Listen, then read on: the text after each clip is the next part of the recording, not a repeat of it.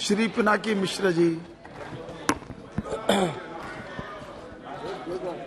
Thank you, Honorable Chairperson, for giving me the opportunity to speak on behalf of my leader, Shri Naveen Patnaik ji, and the Biju Janata Dal on this no confidence motion that has been brought by the Congress party today.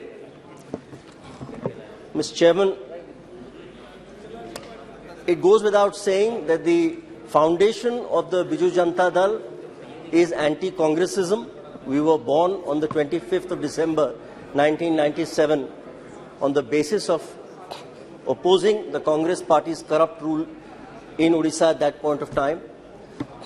The late Biju Patnaik, on whose name the Biju Janata Dal is named, started his life as a congressman, but like many of us, got eventually disillusioned with the Congress party, left the Congress party and became a beacon of opposition politics, of Janta politics, and that's how the Biju Janata Dal was formed. So therefore, any motion brought by the Congress party, it goes without saying, is out of question for the Biju Janata Dal to support. So therefore, at the threshold, let me make it clear that we oppose this motion because of the fact that it's been brought by the Congress party to this House.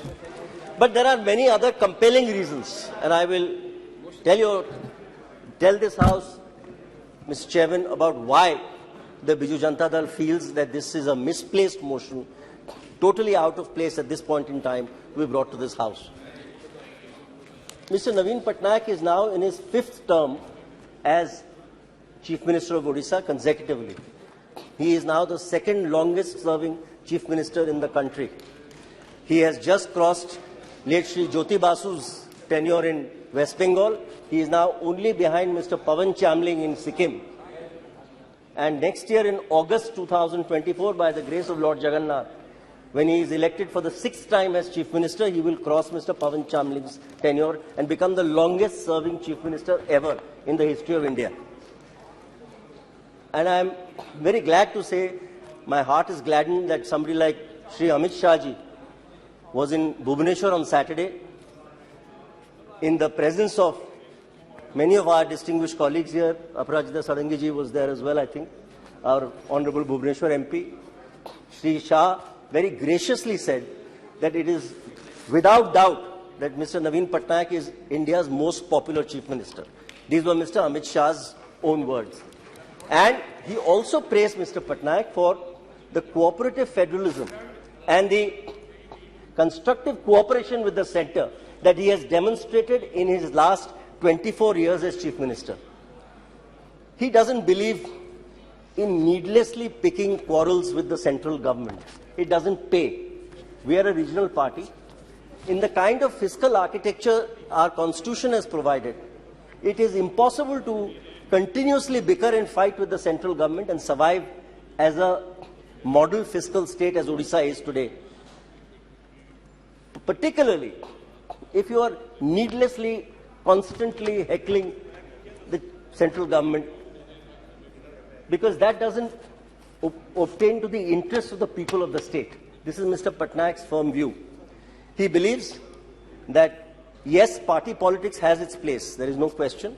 And that's why I said the other day when I was speaking on the Delhi bill, the BJP is our principal opposition party in the state and we fight them tooth and nail when elections are concerned. But once elections are over, then that should be the end of party politics. Then governance kicks in. And for governance to kick in, you have to rise above partisan party politics and work in partnership with constructive cooperation in a federal structure. That's what Mr. Patnaik has always believed in, and that's what Amit Shah ji, in fact, said, that this is the reason that I appreciate Mr. Patnaik's role as Chief Minister. I cannot support a no confidence motion against a central government today, even though we are against the BJP as a political party.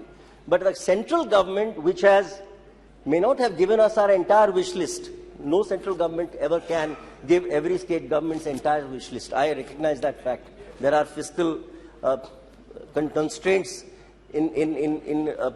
where resources are in short supply, and therefore it's not possible for every central government to give in to every state government demand. But in terms of rise in coal production, in terms of mineral royalty revision, which has long been Odisha's just demand, in terms of the removal of an export tax on iron ore and manganese ore, which was vital for Odisha's fiscal management. In terms of, the other day there was a bill for exploration of offshore minerals, which has long been our demand. In terms of, in my constituency, a Puri International Airport, which has again long been a dream of the people of Puri. Now that is well underway. Yesterday, Mr. Sindhya very kindly said in the House that it is virtually in the last stages of completion of plans, and therefore construction should start very soon. In terms of the Puri Heritage, Jagannath Puri Heritage Corridor, which was opposed by some of my distinguished colleagues, I shall not name them, but which the central government ensured the ASI gave permission for it. So I am grateful, therefore, for many things that the central government has done for Odisha, which is why, in any case, I am unable to persuade myself on behalf of my party and my leader to support a no-confidence motion today, which has been brought by the Congress party. Let me now come to the merits of this particular no-confidence motion that they have allegedly brought on one count alone, that is to bring the Prime Minister to the House. That seems to be the reason why this no-confidence has been moved, that the Prime Minister should be brought to this House. He is avoiding the House and avoiding speaking on Manipur. Mr. Chairman, I have always believed that the Congress party is adept at snatching defeat from the jaws of victory. They are also very adept at cutting their nose to spite their face. And I say this advisedly. They know every time the Prime Minister has got up to speak on the floor of this House, and I think his worst political adversaries will recognize the fact that he is a peerless orator.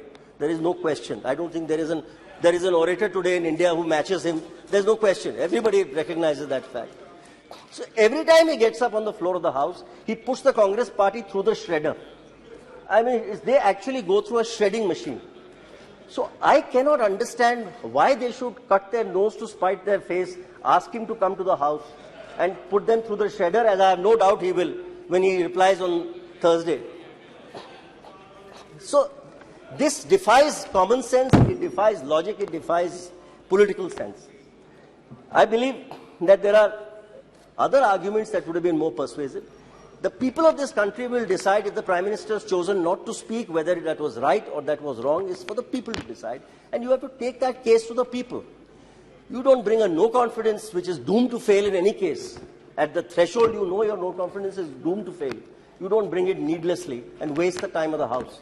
You don't disrupt the House needlessly when you know that the ruling party likes nothing better than the House being disrupted so that bills can be passed in the din.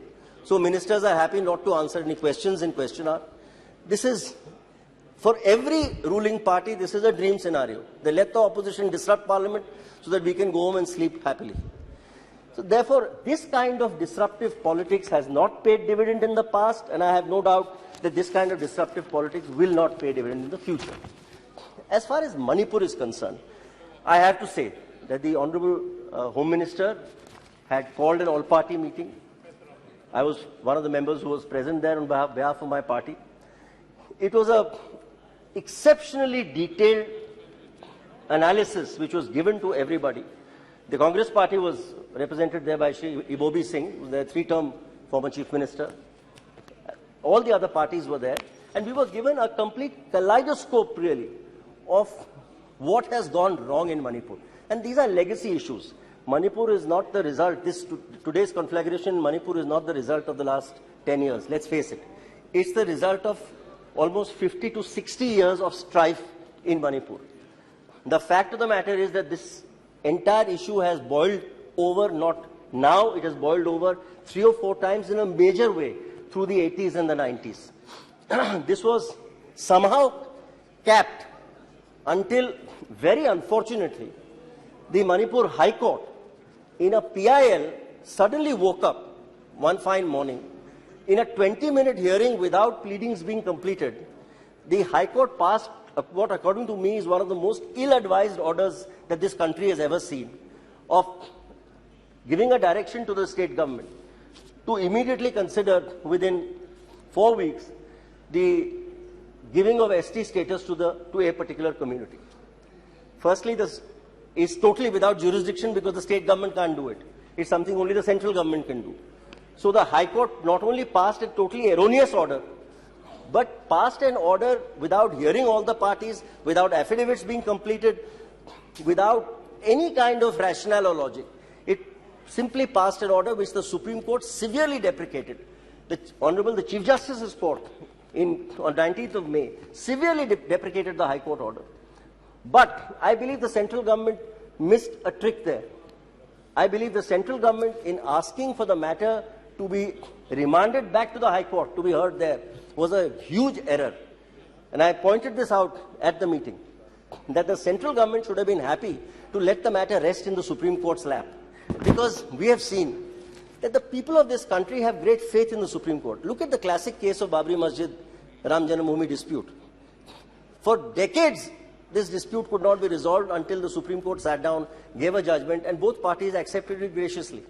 So I believe that if this issue had been left to the Supreme Court, tempers would have cooled. Instead, the matter went back to the High Court, and the High Court, again in a totally ill-advised order, instead of cancelling the last order, simply revised the order and said, all right, instead of 4 weeks, you take 1 year to decide this matter.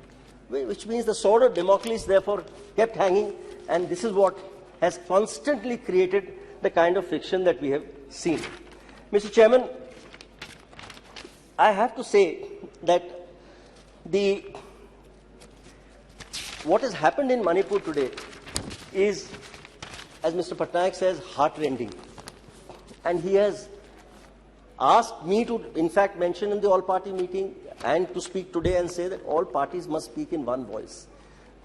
What this Parliament cannot afford is a no-confidence motion against the central government, because every political party must give their constructive suggestion at the moment to say what is possible, what can be done, because you are really trying to fit a square peg in a round hole there. That's the problem today. So therefore, you have to give constructive suggestions rather than blaming the central government for what is clearly a legacy issue running back several decades. There is no question that blame has to be apportioned to the state government. Every right-thinking person has said so. Every right-thinking person has said that the Chief Minister ought to have conducted his politics and his policies on the basis of Raj Dharma, which perhaps has been lacking there. There is no doubt about it. But I don't know whether the central government would have been better advised to have brought in President's rule, because clearly there was no alternative to this Chief Minister. Therefore, if the President's rule had to be imposed there, I'm not sure that that in this country has ever worked satisfactorily in other states as well. So it is really a Hobson's choice, and that the central government was confronted with. And that is something that I think all political parties honestly should have considered and should have felt, therefore, that the need of the hour is to speak in one voice and not to speak in a fractious tone. And I'm going to conclude in a short while. The heart-rending scenes that we have seen with regard to the atrocities on women in Manipur is not new to us. This is seen everywhere in the world where there is strife, where there is this kind of conflict, where there is this sort of internecine warfare. We have seen this in sub-Saharan African nations, in Burundi, between the Hutus and the Tutsis. We've seen this in Rwanda, for instance. We've seen this in Bosnia-Herzegovina. We've seen this in Serbia.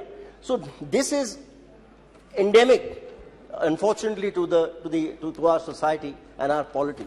And therefore, I come to this one seminal issue, that the way forward for women's empowerment is again what Mr. Naveen Patnaik has been repeatedly requesting the central government to bring in the Women's Reservation Bill. And I think that is one area where the central government will be seriously remiss if in the 17th Lok Sabha they don't do it, because there is a full majority. In fact, there is near unanimity. Today, all shades of political opinion in this House and the upper house are of the same opinion, that there should be women's reservation in the state assemblies as well as in central parliament. Because that is the kind of empowerment we need for women on the ground level, at the cutting edge level, at the grassroots level, to feel empowered, to feel that they have an equal stake in society, and for men to therefore feel that, look, they are now our equals, they are in as powerful position as we are. So therefore we should treat them at par. So, Mr. Chairman, this is something that I would seriously on this occasion, if there is anything on which I feel that this government, I think, lacks the confidence of this House, quite frankly, is that they have not brought, despite being fully empowered to do so, the Women's Reservation Bill so far. We have now only one more session of Parliament after this, which is the winter session. I certainly plead and urge the Prime Minister that he should bring in the Women's Reservation Bill, have it passed unanimously. It can be done in 15 minutes in the lower house and the upper house. Parliamentary Affairs Minister is here. I have requested him personally many times also. But they're saying that it is lapsed now. Because I know it should not. I don't know, I was told. But in any case, so that is one of the things that we need to seriously consider. Now, therefore, for a number of compelling reasons that I have mentioned, we are completely unable to persuade ourselves on behalf of the Biju Janata Dal and Mr. Naveen Patnaik to support this no confidence motion. I have no doubt that it will be resoundingly defeated and it will be rejected as it ought to. And unfortunately, I think it will not at all benefit the Congress party to have brought this no confidence at this point. Shri Arvind Samant Thank you very much, Mr. Chairman.